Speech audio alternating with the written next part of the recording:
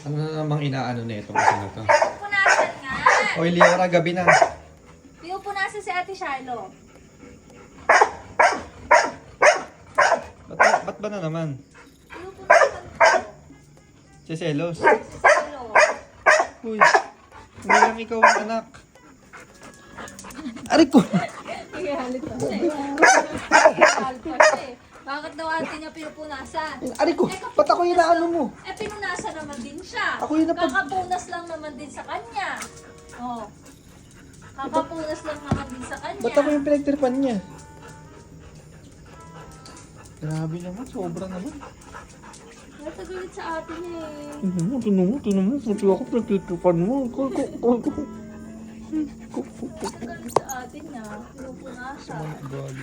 Galit na galit oh. Oh. Oh, yan na rin.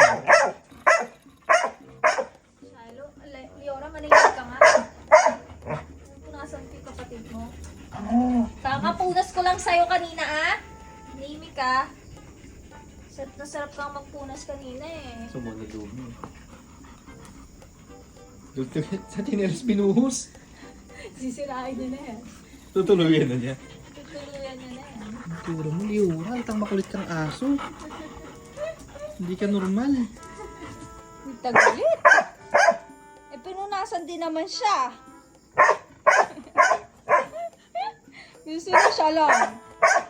Baka ano, inggitera. Nagtagalit sa kapatid. Oh. Tama na yan. Nakapunas ko lang din naman sa'yo kanina. Tigilan mo na yan. Nagtagalit. Alam mo, siya lang anak. Tama na. Oh, sige, oh. Punasan mo si Dada. Parang ka naman selos. Pupunasan kita! Bakit ba sa akin ka nagagalit? Aray ko.